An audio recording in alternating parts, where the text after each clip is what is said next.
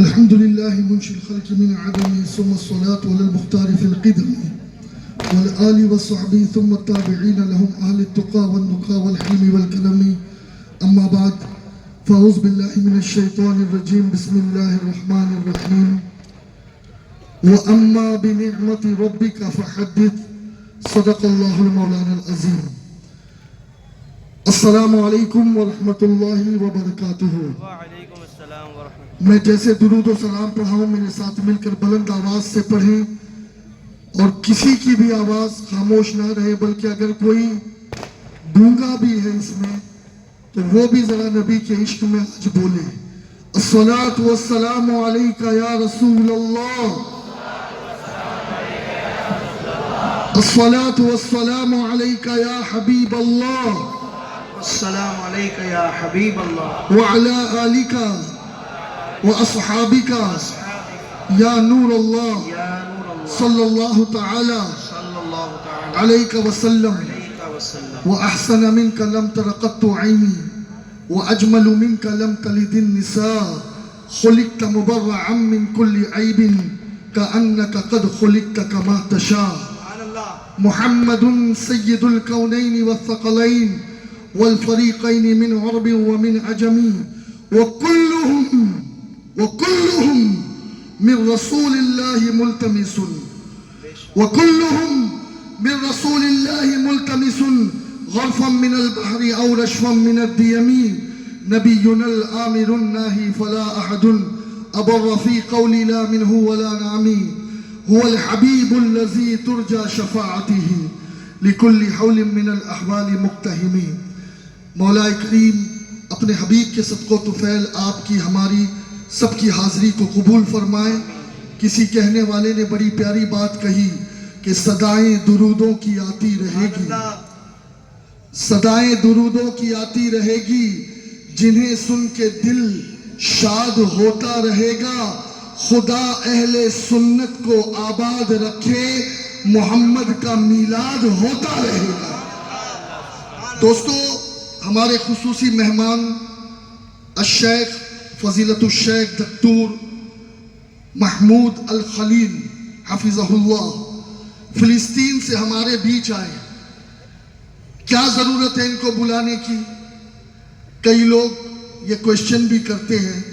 میں نے کہا ضرورت ہے، اس لیے کہ جے پور والوں کو بڑے سالوں سے گمراہ کیا گیا ہے کہ یا رسول اللہ پڑھنے والے مشرک ہوتے ہیں، یہ یا رسول اللہ پڑھنا یہ صرف بریلی والوں کا کام ہے، میلاد منانے والے مشرک ہوتے ہیں، میلاد منانا صرف بریلی والوں کا کام ہے، میلاد کی جلوس نکالنا، جلسے کرنا یہ لوگ مشرک ہوتے ہیں، یہ صرف بریلی والوں کا کام ہے، اور نبی کی بارگاہ میں کھڑے ہو کر سلام پڑھنا یہ بھی شرک ہے اور یہ بھی بریلی والوں کی بدعت ہے۔ دوستو، ان سے پوچھیں، یہ آپ کو بتائیں گے۔ اور ابھی میں 5 دن پہلے بلاد مصر میں تھا، کائرو۔ الحمدللہ یہ مکہ مدینہ میں جہاں نجدیوں نے تسلط کر دیا ہے، اس کے علاوہ پورے عرب میں آقا کی میلاد کا جشن منایا جاتا ہے۔ سبحان اللہ۔ یہ 2.5% لوگ ہیں جو تمہیں گمراہ کر رہے ہیں۔ اور میں ایک چیز اور کہوں گا، میرے نبی نے فرمایا کہ میرے بعد میری امت شرک میں مبتلا نہیں ہوگی، مجھے میری امت پہ شرک کا خوف نہیں ہے۔ یہ جب دیکھو فتویٰ لگاتے ہیں مشرک مشرک مشرک۔ اور یاد رکھیں، علماء سے آپ پوچھیں کہ جو کسی مسلمان کو مشرک یا کافر کہے تو وہ فتویٰ پلٹ کر انہی پہ آ جاتا ہے۔ الحمدللہ ہم تو اللہ کی توحید کے ماننے والے ہیں، ہم مشرک نہیں ہیں، لیکن یہ کہتے نہیں یہ تو مشرک ہے۔ ارے میرے نبی نے پہلے ہی بتا دیا کہ جس طریقے سے پچھلی امتوں میں شرک پھیلا نبیوں کے وصال کے بعد، آقا نے کہا ویسے میرے امت میں شرک نہیں پھیلے گا۔ جب تک نبی حیات رہے لوگ سیدھے راستے پہ چلتے رہے، نبی تھوڑی دیر کے لیے کیا ہٹے، قوم بھٹک گئی۔ حضرت موسیٰ کوہ طور پر گئے، واپس آئے تو سامری نے وہ بچھڑے کے منہ میں قدمے حضرت جبریل جس گھوڑے پہ بیٹھے تھے، گھوڑے پہ نہیں گھوڑی پہ تھے، یہ بھی سن لو. ہاں، تو اس گھوڑی کی خاک کو بت کے منہ میں سامری نے ڈالا تو بت بول پڑا. میں کہتا ہوں جبریل کی گھوڑی کے قدم، اس کی خاک بت کے منہ میں ڈالی جائے تو بت بول پڑے. جب یہ عالم اس خاک کا ہے کہ جس گھوڑی پہ جبریل بیٹھے، تو جبریل کے آقا کے قدموں میں جو خاک لگی ہوگی، اس خاک کی عظمت کیا ہوگی؟ سرکار کی آمد، حضور کی آمد. خیر، اذان ہونے والی ہے اور آج چونکہ مہمان آئے تو اس لیے ہمارا فرض یہ بنتا ہے کہ مہمانوں کو وقت دیا جائے. ہم تو میزبان ہیں یہاں پر الحمدللہ، اور آپ مجھے سنتے ہی رہتے ہو. اب سنیے آپ، پچھلی امتوں میں شرک پھیلا، نبی کا وصال ہوا، امت مشرک ہوئی. اب حضور نے فرمایا میری امت مشرک نہیں ہوگی اجتماعی طور پر. یہ تو چل رہا ہے چھوٹا، یعنی اکا دکا ارتداد کا معاملہ. دعا فرمائے اللہ اس کو بھی ختم فرمائے. اور اس کی سب سے بڑی وجہ یہ ہے کہ ماں باپ نے اپنے بچوں کو گھٹی میں توحید پلائی ہی نہیں، نبی کا عشق پلایا ہی نہیں. اس لیے تمہاری بیٹیاں بھاگ رہی ہیں. ان بیٹیوں کو بعد میں سب کچھ بتاؤ، سب سے پہلے بتاؤ کہ نبی کے دامن سے وابستہ رہو گی تو یہاں بھی جنت ملے گی، وہاں بھی جنت ملے گی. اب دوستو سنیں، بات کیا ہے کہ نبی نے اتنے وثوق کے ساتھ کہا کہ میری امت مشرک نہیں ہوگی اجتماعی طور پر. اب اس کی وجہ کیا ہے سنیں. ابراہیم کی امت مشرک ہوئی، اسحاق کی امت مشرک ہوئی، کل نہیں جتنی ہوئی اتنے کی بات کرتا ہوں میں. یوسف کی امت مشرک ہوئی، الیاس کی امت مشرک ہوئی، ادریس کی امت مشرک ہوئی، نوح کی امت مشرک ہوئی، زکریا یحییٰ عیسیٰ کی امت مشرک ہوئی، موسیٰ یعقوب یوسف کی امت مشرک ہوئی، اسماعیل کی امت مشرک ہوئی. وجہ کیا تھی کہ ان کی امت میں میلاد ابراہیم پڑھنے والا کوئی نہیں تھا، میلاد عیسیٰ پڑھنے والا کوئی نہیں تھا، میلاد موسیٰ پڑھنے والا کوئی نہیں تھا، میلاد ادریس پڑھنے والا کوئی نہیں تھا. اس لیے وہ امت گمراہ ہوئی، شرک کی طرف گئی. لیکن حضور نے کہا میری امت قیامت تک مشرک نہیں ہوگی، مجھے شرک کا خوف نہیں ہے. آخر حضور نے کیوں یہ کہا؟ میرے آقا دیکھ رہے تھے کہ میری امت کی ایک بڑی تعداد قیامت تک میرا میلاد پڑھتی رہے گی، اور جو میلاد بیان کریں گے وہ کبھی مشرک ہو ہی نہیں سکتے. اس لیے کہ خدا لم یلد ولم یولد ہے. سبحان اللہ، سبحان اللہ، سبحان خدا لم یلد ولم یولد ہے. اللہ کسی سے پیدا نہیں ہوا، اور میلاد پڑھنے والا کہتا ہے محمد پیدا ہوئے. سبحان اللہ. کیا کہتے ہیں ہم؟ بولو میلاد کا مطلب یہی ہے حضور پیدا ہو، حضور. پیدا ہو. ارے جو نبی کی پیدائش کو مانتا ہے وہ نبی کو نہ خدا کہے گا نہ خدا کے برابر کہے گا. تو دوستو ایک بات تو یہ ہو گئی. دوسری بات بہت جلدی میں آپ کے سامنے رکھ رہا ہوں. یہ کربلا ہے نا، کربلا، اللہ کا شکر ہے کہ آج کربلا کا ذرہ ذرہ خوش ہے. سبحان اللہ، بولو نا سبحان اللہ. سبحان اللہ. ہاں، آپ نے جو بھی مغرب کی نماز پڑھی، سجدہ کیا نا، تو قسم خدا کی یہ زمین آپ کو دعائیں دے رہی ہے. سبحان اللہ. کیوں؟ کیونکہ کربلا کی یہ داستان بہت پرانی ہے کہ کربلا میں یزیدیوں نے بھی سجدہ کیا ہے اور حسینیوں نے بھی سجدہ کیا ہے. اور اللہ کا شکر ہے کہ اس وقت سارے حسینی موجود ہیں. سبحان اللہ، سبحان اللہ. یہ مفتی صاحب قبلہ کی توجہ چاہوں گا.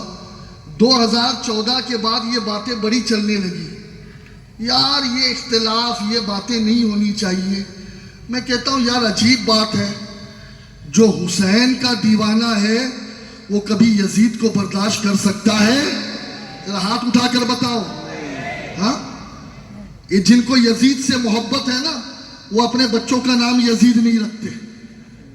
ہاں ذرا توجہ سے سنیے. اور ایک چیز سن لو، جس کو یزید سے محبت ہے، جو یزید کے گنگان کرتا ہے، ہم کہتے ہیں اللہ مرنے کے بعد اسے یزید کے ساتھ ملا دینا۔ ایک مجھے کہنے لگا ظالم، ارے آپ کے مولانا احمد رضا نے بھی تو توقف کیا ہے، انہوں نے بھی تو یزید کو کافر نہیں کہا۔ میں نے کہا بھائی تو نے احمد رضا کو جانا ہی نہیں، تو نے احمد رضا کو جانا نہیں۔ کہا انہوں نے کب کہا کافر؟ میں نے کہا انہوں نے اپنے امام اعظم ابو حنیفہ رحمۃ اللہ علیہ کے مسلک پر عمل کیا۔ امام احمد بن حنبل کے نزدیک یزید کافر ہے، یزید کافر ہے۔ اب اس نے کہا کہ آپ کے امام مولانا احمد رضا، انہوں نے تو یزید کو کافر نہیں کہا۔ میں نے کہا تو نے احمد رضا کو پڑھا ہی نہیں، تجھے پتا نہیں ہے۔ میں نے کہا انہوں نے کہا چپ رہنا، اگر کافر نہیں کہا تو میرے امام نے اسے مسلمان بھی نہیں کہا۔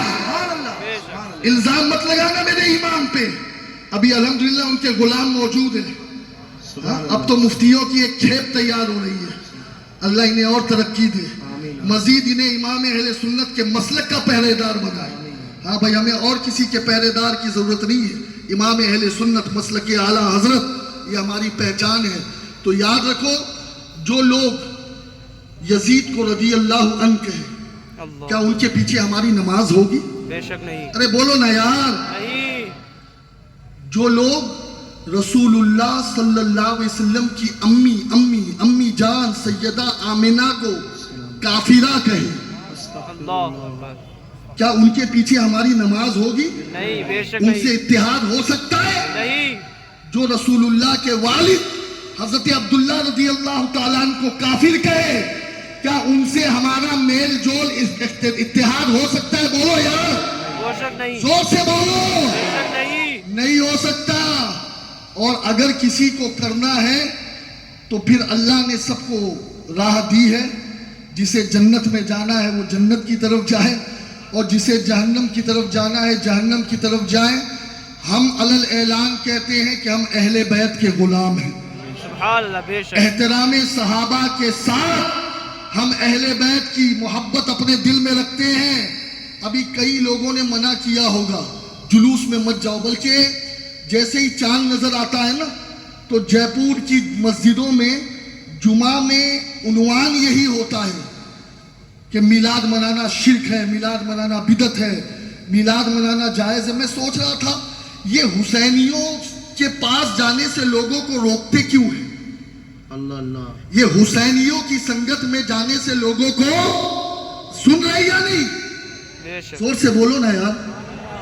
حسینیوں کے پاس، یا اللہ کا شکر ہے سب پیور حسینی ہے۔ الحمدللہ۔ اگر ایک بھی یزید کا چاہنے والا ہے تو ہاتھ اٹھا دے۔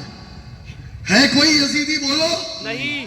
ہاں، ایک کی نماز جنازہ پڑھی جا رہی تھی جس نے یزید کو رضی اللہ عنہ کہا، اللہ۔ میں وہیں پر کھڑا تھا، اللہ کا شکر ہے میں نے نماز نہیں پڑھی۔ الحمدللہ۔ کسی نے کہا سید محمد قادری نماز جنازہ، میں نے کہا میں پکا حسینی ہوں، اور میں وہ حسینی ہوں کہ صرف حسین حسین پکارتا نہیں ہوں، میرے رگوں میں خون بھی حسین کا بولتا ہے۔ سبحان اللہ، سبحان اللہ، سبحان اللہ۔ سن لیں، یہ خون حسین بول رہا ہے۔ ہاں، اور سنو، اب لوگوں کیوں حسینیوں سے لوگ روکتے ہیں اور یزید کی حمایت کرتے؟ بہت توجہ سے سنیں۔ میں تعجب کر رہا تھا، نیازی صاحب قرآن کی ایک آیت میرے سامنے آ گئی۔ قرآن نے کہا انما یرید اللہ لیذھب عنکم الرجس اہل البیت ویطہرکم تطہیرا۔ سبحان اللہ، سبحان اللہ، سبحان اللہ، سبحان اللہ۔ اللہ فرماتا ہے اے نبی کے گھر والوں تم پاک ہو۔ سبحان اللہ، سبحان اللہ۔ زور سے بولو، سبحان اللہ۔ تم پاک ہو۔ پاک ہو، اور اللہ نے ہر ناپاکی کو تم سے دور کر دیا ہے۔ سبحان اللہ، سبحان ہر ناپاکی تم سے دور ہے۔ تو بات سمجھ میں آ گئی کہ اس حسین کی محفل میں، حسین کے نانا کے میلاد میں جو آ رہا ہے وہ اپنی پاکی بیان کر رہا ہے۔ رسالت. وہ اپنا DNA بتا رہا ہے کہ میں حلالی ہوں، سبحان اللہ. میری اصل میں خطا نہیں ہے.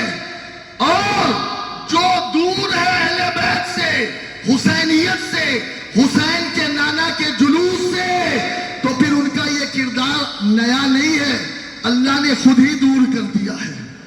تم آ بھی نہیں سکتے ہو، تم آ بھی نہیں سکتے ہو. اور دوستو ایک بات اور آپ کے سامنے عرض کروں، ذرا تجدید کر لیں. تجدید سمجھتے ہیں؟ اور اعلیٰ حضرت ہی کا سہارا لیتے ہیں ہم، ہے نا.